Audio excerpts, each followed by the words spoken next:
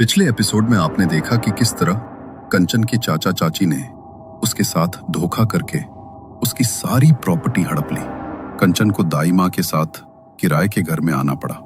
कंचन ने दाई माँ को बचपन से काला जादू और टोने टोटके की क्रियाओं को करते देखा था, इसलिए वो अपने चाचा चाची और उनकी बेटी पारुल को बर्बाद करने के लिए दाई माँ से काले जादू का इस्तेमाल करने को कहती है, मगर दाई माँ उसे इस दलदल में फंसने नहीं देना चाहती।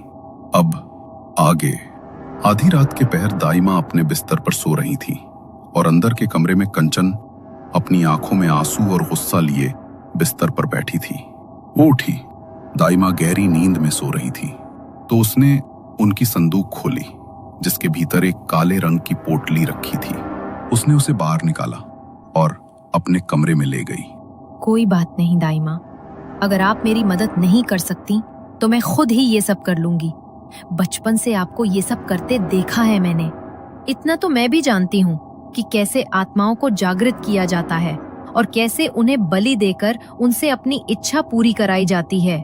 कंचन ने उस काले रंग की पोटली को खोला तो उसके भीतर तंत्र सामग्री और एक किताब थी जिसके भीतर काले जादू और तंत्र की विधियां लिखी हुई थी।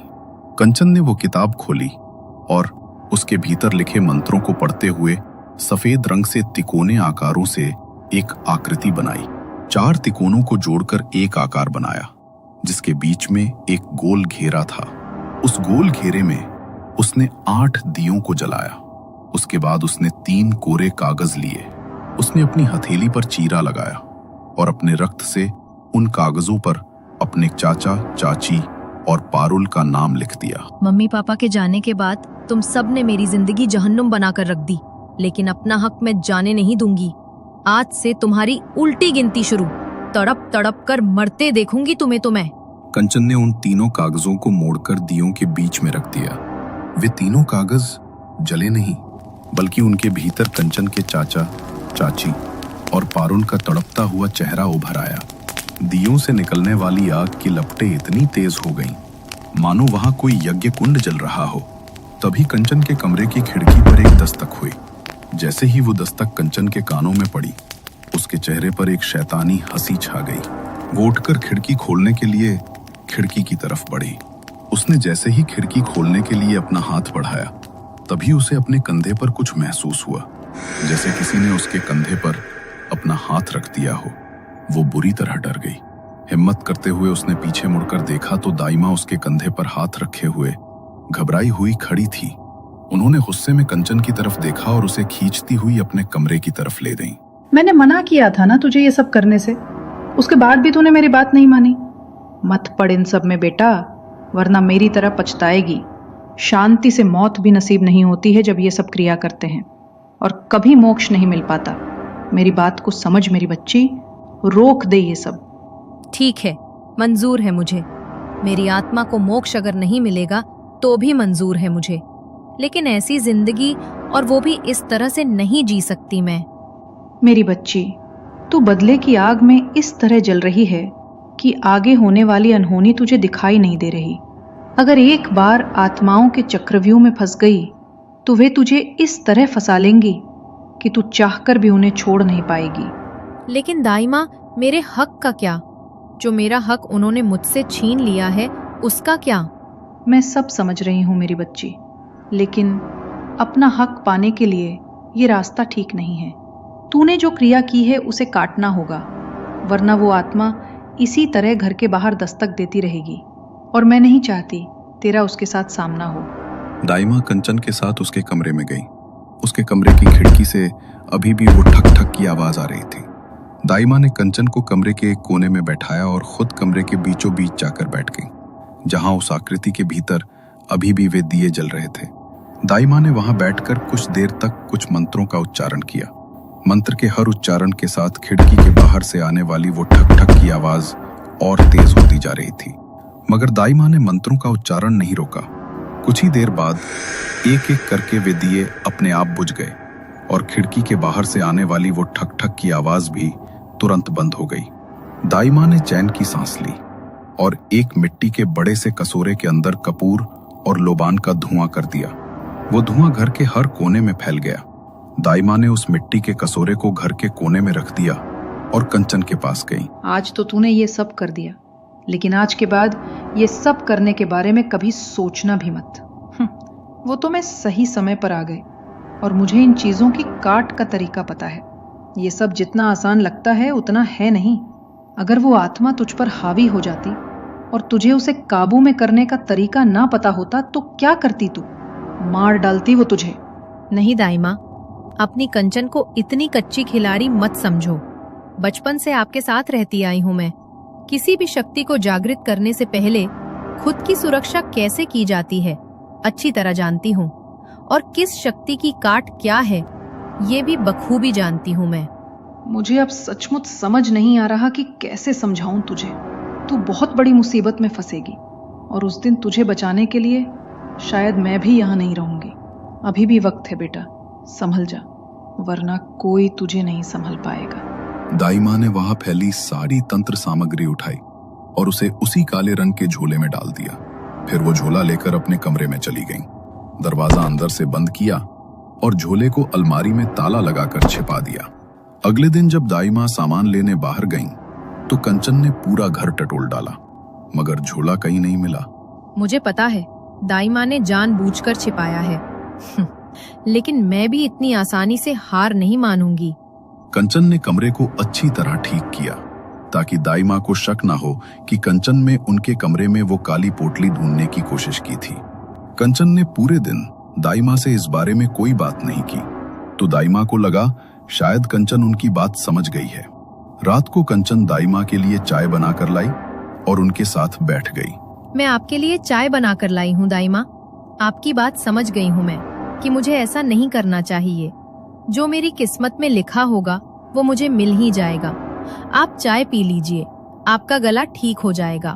दाई माँ ने चाय पीने के लिए चाय का कप उठाया और उन्होंने जैसे ही एक घूंट चाय पी तो कंचन के चेहरे पर एक अजीब सी मुस्कान छा गई। चाय पीते ही दाई माँ बहुत गहरी नींद में सो गई। माफ करना दाई माँ, मुझे आपकी चाय में नींद की दवाई मिलानी पड़ी। मेरे पास इसके सिवा कोई चारा नहीं था। आज रात मुझे अपनी क्रिया पूरी करनी ही होगी। मैं अब उन लोगों को बर्बाद करने के लिए और इंतजार नहीं कर सकती। कंचन ने अपनी अलमारी से अपना बैग लिया और दुपट्टा ओढ़कर घर से निकल पड़ी। चलते चलते वो एक खंडहर नुमा रास्ते पर पहुंची जहां पर एक खाली घर था। घर की हालत देखकर लग रहा था जैसे सदियों से वहां पर कोई रहने नहीं आया है। सालों पुराना घर, और कहा जाता है कि ऐसी जगह पर भूत प्रेतों का वास होता है। बंद और खाली जगह को आत्माएं अपने वास के लिए टटोलती हैं। कंचन इन चीजों से अवगत नहीं थी। उसने उस खंडहर पड़े घर के बीचों बीच सफेद रंग से 4 त्रिकोणों को जोड़कर वही आकृति बनाई। उसने वहां पर 8 दिए जलाए और कुछ मंत्रों को बोलना शुरू किया। मंत्र बोलते हुए उसने अपने रक्त की बूंदें उन जलते हुए दियों के अंदर टपकाई और अपने चाचा चाची और पायल की तस्वीरों पर अपने खून से टीका कर वहां पर रख दिया। वो मंत्रों को बोलते हुए अपने हाथ पर चीरा लगाती हुई अपनी रक्त की बूंद को बार बार उन दियों और उनकी तस्वीरों पर टपकाती रही। तभी कुछ देर बाद वहां का तापमान अचानक बदलने लगा। जो मौसम अभी तक सामान्य था अचानक से सर्द हो गया। कंचन को इतनी ठंड लगने लगी कि ठंड से उसके दांत किटकिटाने लगे। कुछ अजीब सी आहटें कंचन के कानों में पड़ रही थी, जैसे तो यहाँ पर एक नहीं बल्कि कई सारी भटकती हुई अतृप्त आत्माएं आ गई। अचानक यहाँ इतनी ठंड कैसे? कोई एक आत्मा यहाँ पर आती तो तापमान इतना ज्यादा नहीं बदलता। कुछ गलत हो रहा है, बहुत गलत। कंचन ने वहां पर एक और मिट्टी का दिया जलाया और उसके भीतर अपना रक्त टपकाकर कुछ अलग मंत्रों का उच्चारण किया। धीरे धीरे वहां का तापमान सामान्य होने लगा। कंचन का शरीर भी धीरे धीरे हल्का हो गया। उसने वहां से सारी सामग्री उठाई और एक काले कपड़े में लपेटकर उसे अपने बैग के अंदर रख लिया। अपना बैग लेकर वो अपने घर वापस आ गई और बैग को अपनी अलमारी के अंदर रख दिया। उसने नहाकर कपड़े बदले और सोने के लिए अपने बिस्तर पर आ गई। मगर जैसे ही उसने सोने के लिए आंखें बंद की, उसे लगा कि उसके पीछे कोई है जो उसके बालों को सहला रहा है। उसने हिम्मत करके अपने बालों में हाथ फेरा तो उसे लगा जैसे उसका हाथ किसी की उंगलियों से टकराया। वो बुरी तरह घबरा गई। उसका शरीर पसीने से भीग चुका था। उसने हिम्मत जुटाई और आंखें खोली। डरते डरते उसने पीछे मुड़कर देखा तो उसे लगा कि कोई परछाई अभी अभी उसके सामने से गायब हो गई। किसी को अपने सामने ना पाकर कंचन थोड़ी शांत हुई। वो दूसरी तरफ करवट लेने के लिए मुड़ी ही थी कि तभी उसका ध्यान बिस्तर के सामने रखी अलमारी पर गया। अलमारी के ऊपर एक बड़ी सी परछाई बैठी हुई नजर आई, जो अपने पैरों को लगातार अलमारी पर मार रही थी और उसकी आवाज ठक ठक करके पूरे कमरे में गूंज रही थी। अपनी आंखों के सामने ये नजारा देखकर कंचन के रोंगटे खड़े हो गए, मगर जैसे ही उसने आंखें झपकाईं, वो काली परछाई अलमारी से गायब हो चुकी थी। इससे पहले कि कंचन कुछ समझ पाती, अगली आंख झपकाते ही वो परछाई डर के मारे कंचन की चीख निकल गई और वो वहीं बेहोश होकर गिर पड़ी। अगली सुबह उसके कानों में दाई माँ की आवाज पड़ी। उनकी आवाज से उसकी आंख खुली। दाई माँ बहुत घबराई हुई थी और घबराते हुए कंचन की ओर देख रही थी। मेरी बात नहीं मानी ना तूने? तुझे क्या लगता है कल रात जो किया मुझे कुछ पता नहीं चलेगा? जानती भी है कितनी आत्माएं, कितनी भटकती हुई आत्माएं तू अपने साथ ले आई है। बहुत बड़ी गलती कर दी तूने बेटी, बहुत बड़ी। मैंने कितनी कोशिश की थी तुझे बचाने की, इनसे दूर रखने की। अब बस यही दुआ है ये तेरे पीछे ना आए, नहीं तो कोई नहीं बचा पाएगा तुझे, कोई नहीं। दाई माँ की ये बातें सुनकर अचानक कंचन की आंखें खुली तो उसे समझ आया कि वह सपना देख रही थी।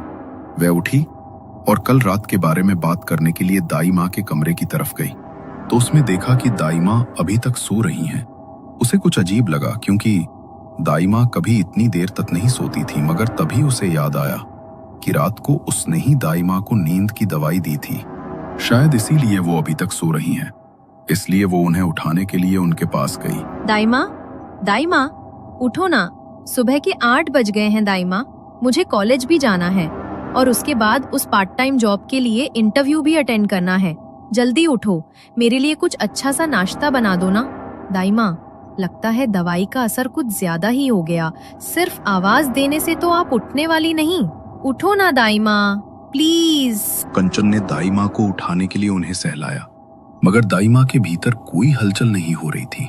तभी कंचन का ध्यान उनके चेहरे पर पड़ा, जो पूरी तरह काला पड़ चुका था और सांसें रुक चुकी थी। कंचन इस बात को बर्दाश्त नहीं कर पा रही थी कि दाई माँ अब इस दुनिया को छोड़कर जा चुकी है। कंचन ने अपना सिर पकड़ लिया और सिसकियां भरते हुए रोती हुई जमीन पर बैठ गई। तभी उसे वो सपना याद आया जिसमें उसे दाई माँ नजर आई थी। इसका मतलब वो सपना नहीं था। दाई माँ ने मुझे बचाने के लिए बहुत कोशिश की, मगर वो आत्माएं उन्हीं पर हावी हो गई होगी। मेरी वजह से दाई माँ की जान चली गई और वो पोटली, जरूर दाई माँ ने उसे छेड़ा होगा, वरना वो आत्मा उनके पास जाती ही नहीं। कंचन ने अपने कमरे में जाकर देखा तो वहां पर वो पोटली नहीं थी। कंचन का रो रो कर बुरा हाल हो चुका था। उसने हिम्मत जुटाते हुए पड़ोस के कुछ लोगों के साथ दाई माँ का अंतिम संस्कार किया। रात को वो घर पर अकेली थी और दाई माँ को याद करते हुए उनकी तस्वीर देखकर रो रही थी। तभी वहां पर उसके चाचा, चाची और पारुल आए। उन्हें वहां देखकर कंचन का खून खौल उठा। आप लोगों की हिम्मत भी कैसे हुई यहाँ आने की? यहाँ आने से पहले शर्म नहीं आई आप लोगों को? चले जाइए यहाँ से, वरना मेरी दाई माँ की आत्मा को मुक्ति भी नहीं मिलेगी। कहा था ना मैंने, मत आओ यहाँ पर। ये लड़की तो बचपन से ही ऐसी है, पहले अपने माँ बाप को खा दी और अब दाई माँ भी चल बसी। इस मनहूस को देखने के लिए ही ना जाने क्यों आए हैं हम। निकल जाओ आप लोग यहाँ से, इससे पहले मैं कुछ भी गलत करूं। निकल जाओ यहाँ से। कंचन ने उन्हें बुरा भला कहकर वहां से निकाल दिया, मगर उसकी आंखों के आंसू रुकने का नाम नहीं ले रहे थे। उसकी आंखों में दाई माँ के खोने का दुख और उसके साथ साथ एक गुस्सा भी था जो किसी को भी बर्बाद कर सकता था। मेरे पास खोने के लिए कुछ भी नहीं है, लेकिन इन लोगों के पास खोने के लिए सब कुछ है। तीनों को एक एक करके तड़पा तड़पा कर मारूंगी। क्या कंचन